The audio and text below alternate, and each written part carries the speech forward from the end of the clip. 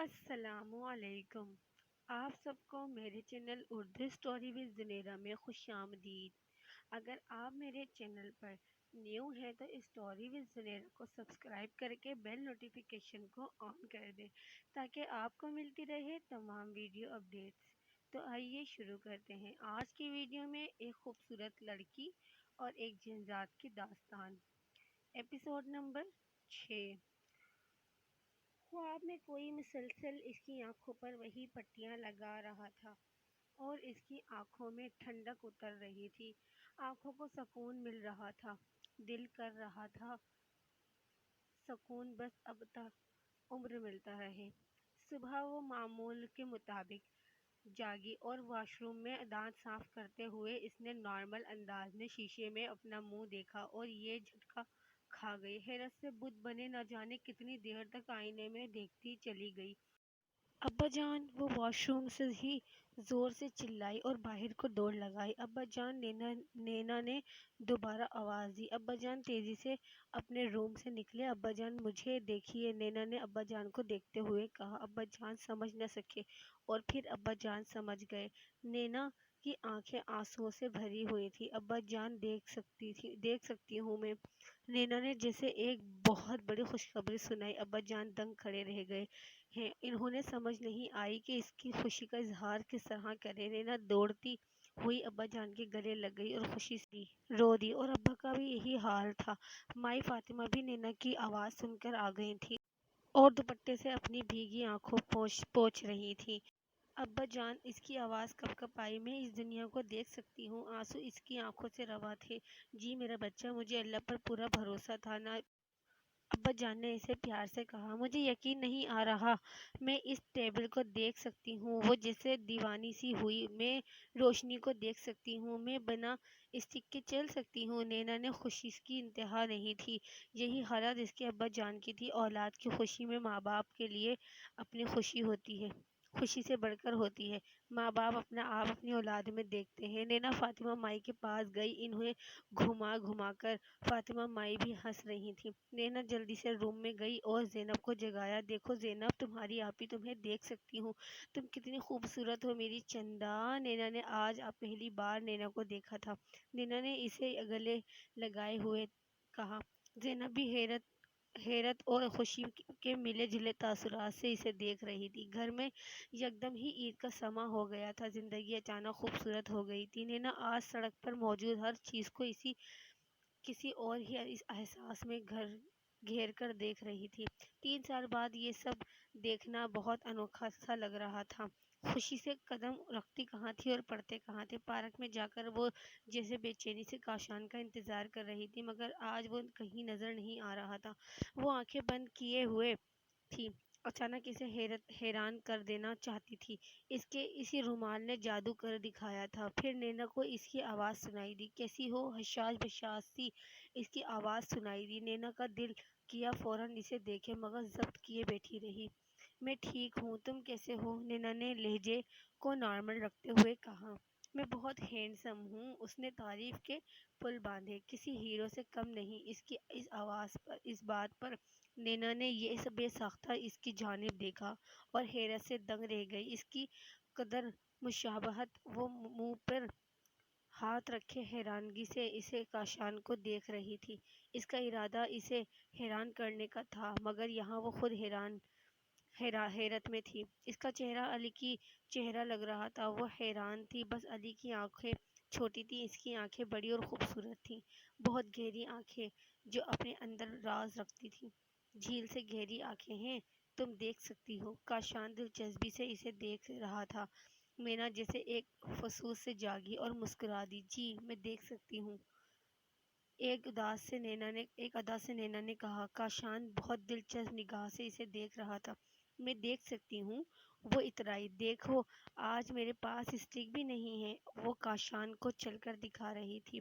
چہرے پر انوکھی خوشی تھی، وہ بھی خوش سے دیکھ رہا تھا۔ نینا کی خوشی ہی اور تھی۔ تمہارا شکریہ، کل تم نے جو میری آنکھوں پر لگایا، اس لیے آج آسان ہوا ہے۔ نینا اس کی بہت ممنون تھی اور اسے ہونا بھی چاہیے تھا۔ یہ اس حکیم کا کمال ہے۔ کاشان بولا، اگر وہ مجھے وہ پٹی نہ دیتا تو شاید یہ سب نہ ہوتا۔ وہ رسان سے بولا، تم اچھے انسان ہو۔ نینا نے یہ بات دل سے کہی، اس میں تو شک نہیں۔ وہ بھی اترایا۔ نینا ہنس دی۔ اپنے منہ میاں مٹھو، نینا نے اسے چڑھایا، سارا معاشرہ تعریف کرتا ہے۔ وہ اسے بتانے لگا، وہ بہت بہت لڑکیاں مجھ پر فدا ہیں، میرے پیچھے بھاگتی ہیں۔ وہ کافی سنجیدگی سے کہہ رہا تھا۔ اور تم کس پر فدا ہو؟ نینا نے اسے دیکھتے ہوئے پوچھا۔ وہ دنیا میں نہیں۔ یہ سن کر نینا نے اس کا چہرہ دیکھا، کہیں وہ مذاق تو نہیں کر رہا تھا؟ لیکن وہ کافی سنجیدہ تھا۔ مطلب ابھی تک ملی نہیں، کاشان نے بات مکمل کی۔ نینا نے اسے غصے سے گھورا۔ واقعہ بہت عجیب تھا جو کہ نینا نے اس کو گھورا جو اب بچوں والے جھولوں پر جھول رہا تھا۔ نینا کو وہ بہت من موجی سا لگا۔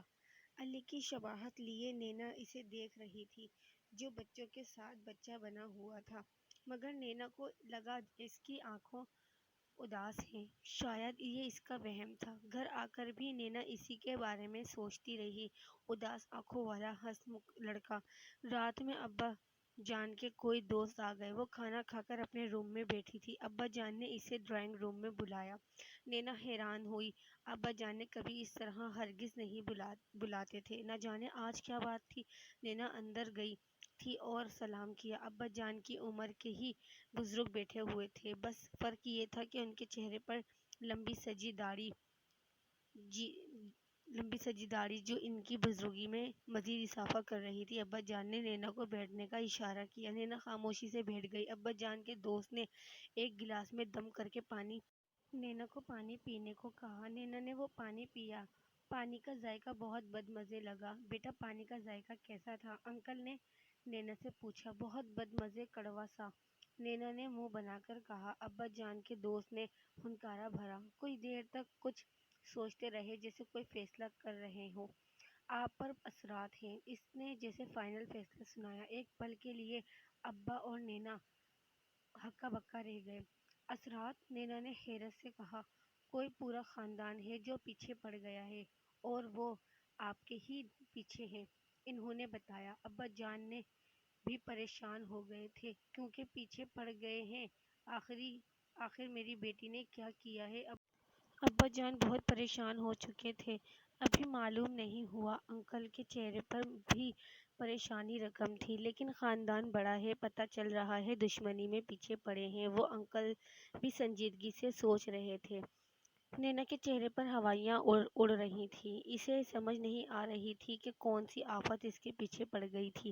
کیسے پتہ چلے گا کہ وہ لوگ کیوں پیچھے پڑے ہیں؟ ابا جان نے اسے کہا۔ یہ تو اتفاق طور پر آج وہ ادھر ابا جان سے ملنے آ گئے تھے، اور گھر میں آتے ساتھ ہی انہیں کسی دوسرے مخلوق کی موجودگی کا فوراً احساس ہوا اور ان کے سر پر بوجھ ہوا۔ تب ان کے خیال کو تصدیق مل گئی کہ ضرور کچھ ہے، اور اب یقین ہو گیا تھا۔ ابا جان نے نینا کو باہر جانے کا اشارہ کیا۔ نینا پریشان سی ٹی وی لاؤنج میں آ گئی۔ زینب کارٹون دیکھ رہی تھی۔ نینا کا ٹی وی دیکھنے کو دل نہیں کر رہا تھا۔ ابا جان کافی دیر بعد باہر آئے، اور جب وہ مہمان چلے گئے، کل وہ کسی مولوی کو لے کر آئے گا، ابا جان نے بیٹھتے ہوئے کہا۔ ابا جان کے چہرے سے پریشانی ظاہر ہو رہی تھی۔ کچھ اور بتایا انکل نے؟ نینا نے پوچھا۔ نہیں بیٹا، نینا ٹی وی آف کر چکی تھی، اور کیونکہ زینب سونے کے لیے روم میں چلی گئی تھی۔ انہیں اب کل مولوی لے کر آئے گا، وہی کچھ بتائے گا۔ ابا جان نے کچھ توقف کیا۔ تمہیں کتوں کے بھونکنے کی آوازیں بھی آیا کرتی تھی نا؟ میں نے بتایا ہے، ابا جان نے مزید بتایا۔ اللہ بہتر کرے گا، ابا جان نے نینا کو تسلی دی۔ نینا کو وہ کتے یاد آ گئے جن کی آواز اس نے بہت قریب سے سنی تھی۔ نینا نے وضو کیا اور قرآن پاک کی تلاوت کرنے لگی۔ بے شک قرآن پاک شفا کی کتاب ہے۔ رو رو کر اس نے دعا کی، اس عفریت سے پناہ مانگی رہی تھی۔ روتے روتے وہ جا نماز پر ہی سو گئی۔ اسے پتہ ہی نہیں چلا وہ درخت کے پاس کھڑی تھی، ڈنڈے سے پھل توڑنے رہی تھی۔ وہ ٹہنی پر زور سے ڈنڈا مار رہی تھی۔ اسی اثنا میں کسی کی چیخ کی آواز سنائی دی۔ چیخ اتنی زوردار تھی، نینا ڈر سے جاگ گئی۔ نینا پسینے پسینے میں شرابور تھی، سانس بہت تیز تھی، اور درخت بار بار اس کے خواب میں آتا تھا۔ ہو نہ ہو اس کا ضرور کوئی کنیکشن تھا۔ ایک ہی خواب بار بار آنا، بے وجہ نہیں تھا، قدرت کو اشارہ دے رہی تھی۔ اسے یاد آیا ایک بار وہ درخت سے اسی طرح کیریاں توڑ رہی تھی۔ وہ کالج میں تھی، کالج میں ایک پرانا کیری کا درخت تھا۔ ایک دن اس کا دل کیا تو وہ درخت سے کیری توڑنے لگی اور اس نے کیری بھی کھائی تھی۔ اس کے اگلے دن ہی اس کی آنکھوں کا حادثہ ہوا تھا۔ وہ حادثہ بھی حیران کن تھا۔ نینا کو لگا یہ سب اسی درخت کی کڑیاں ہیں جو آپس میں مل رہی ہیں، مجھے اس درخت کے پاس جانا ہوگا۔ وہ جیسے ایک فیصلہ کر کے کھڑی ہوئی۔ نینا کھڑی ہوئی اور کالج جانے کے لیے تیار ہونے لگی۔ ایک بار وہ جا کر اس درخت کو دیکھنا چاہتی تھی۔ وہ تیار ہو گئی اور مائی فاطمہ کو کالج کا بتا کر باہر روڈ پر نکل آئی اور ٹیکسی میں بیٹھ کر وہ کالج آ گئی۔ کالج میں 3 سال بعد آئی تھی۔ اگر وہ اس کے ساتھ وہ حادثہ نہ ہوا ہوتا تو آج وہ یونیورسٹی میں ہوتی، مگر قسمت کو کچھ اور ہی منظور تھا۔ وہ کالج کی تعلیم بھی پوری نہیں کر پائی تھی۔ وہ کالج میں آئی تو کتنی یاد میں چپکے سے اس کے پاس آ بیٹھی تھی، دوستوں کے ساتھ مستیاں کرنا، شغل مچانا۔ وہ بہت چلبلی تھی، اپنے گروپ کی جان ہوا کرتی تھی۔ اس کے بعد وہ خود دوستوں سے دور ہو گئی۔ وہ نینا کے گھر بھی آئی مگر اس کا وہ رویہ دیکھ کر خود پیچھے ہٹ گئی۔ نینا نے بہت احساس کمتری کا شکار رہی تھی۔ وہ آنکھیں کھو چکی تھی اور اس کے ساتھ اپنا اعتماد بھی کھو چکی تھی۔ اس کی دنیا اندھیری ہوئی تھی، دوستیں بھی چھوڑ دی اور کالج بھی۔ آ کر اسے اپنی پرانی فرینڈ ٹوٹ کر یاد آئیں۔ اس کی آنکھوں کے گوشے بھیگ گئے تھے۔ وہ ان جگہوں پر گئی جہاں وہ اپنی دوستوں کے ساتھ جایا کرتی تھی۔ پہلے اساتذہ سے ملی۔ استاد کا رتبہ بہت اونچا ہے، ان کا حق ہم چاہ کر بھی ادا نہیں کر سکتے۔ والدین کے بعد استاد ہی وہ ہستی ہے جو آپ کی کامیابی دیکھ کر فخر محسوس کرتی ہے۔ وہ اپنے سب ٹیچر سے ملی، کچھ یہاں سے جا چکے تھے، کچھ بھی موجود تھے۔ سب نے نینا کی بینائی کی واپسی پر خوشی کا اظہار کیا۔ نینا اس سب سے مل کر بہت راحت محسوس کر رہی تھی۔ پھر اس کے بعد وہ اس درخت کے پاس آئی جہاں اسے لگتا تھا یہ کہانی شروع ہوئی تھی۔ وہ درخت ابھی کا نہیں تھا، ایسا لگتا تھا صدیوں پرانا درخت ہے۔ اس کی جڑیں بھی بہت موٹی تھی، مضبوط تھی۔ گھنا سا دیے وہ درخت جیسے نینا کا منتظر کھڑا تھا۔ ایک پل کو نینا کو لگا اس درخت کی آنکھیں اسے دیکھ رہی ہیں اور سوال کر رہی ہیں، تم اتنی دیر سے کیوں آئی ہو؟ درخت کی شاخیں جھکی ہوئی تھیں۔ نینا کو اسے دیکھ کر ایک خوف سا محسوس ہوا۔ ایک پل کو نینا کا دل کیا واپس پلٹ جائے، یہاں آ کر شاید اس نے غلطی کر دی ہے۔ وہ نہیں جانتی تھی کہ وہ اپنے لیے زندگی کی سب سے بڑی خطا کر چکی ہے اور اب واپس پلٹنا ممکن ہو چکا ہے۔ اسے خوف پیدا ہوا کہیں وہ کسی مصیبت میں مبتلا نہ ہو جائے، لیکن اس نے ہمت جمع کی اور درخت کے قریب چلی آئی۔ وہ بالکل خاموشی سے کھڑا تھا۔ ہیلو، نینا نے اس درخت سے مخاطب ہوئی جیسے وہ اس کے ہیلو کا جواب دے گا، لیکن درخت خاموش کھڑا رہا۔ تم میرے خواب میں کیوں آتے ہو؟ نینا سے سوال کر رہی تھی۔ آس پاس کوئی نہیں تھا، یہ درخت کالج کے اختتام پر تھا، اسی لیے یہاں کوئی نہیں آتا تھا۔ نینا بھی تنہا کھڑی درخت سے سوال کر رہی تھی۔ نینا اس درخت کو دیکھتے چلی گئی۔ ایک شہر تھا جو چاروں اور چھانے لگا تھا، کوئی فلم تھی جو چل رہی تھی۔ وہ خود کو اپنے سامنے چلتے ہوئے دیکھ رہی تھی۔ وہ کیریاں توڑ رہی تھی، ایک اسٹک اس کے ہاتھ میں تھی، وہ ٹہنیوں پر مار رہی تھی، اس کے ماتھے پر پسینے کی بوندیں چمک رہی تھیں۔ وہ پتھر بنی خود کو دیکھ رہی تھی اور اب اس نے درخت کی ٹہنی پر ایک خوبصورت لڑکی کو بیٹھے دیکھا جس کے لیے گھنے بال کھلے ہوئے تھے۔ وہ مسکراتے ہوئے کسی سے بات کر رہی تھی، لیکن نینا کو وہ وجود نظر نہیں آ رہا تھا۔ اس وجود کی پشت تھی اور وہ کوئی مرد کی پشت تھی۔ اور پھر نینا نے خود کو وہ ڈنڈا اس لڑکی کے سر پر مارتے ہوئے دیکھا، جہاں اس نے ڈنڈا مارا وہاں کیری لگی ہوئی تھی۔ وہ کیری جھٹ سے ٹوٹ کر نینا کے قدموں میں آ گری اور نینا بدھ بنی یہ سب دیکھ رہی تھی۔ کیری کے ساتھ ہی اس لڑکی کا وجود بھی نیچے آ گرا۔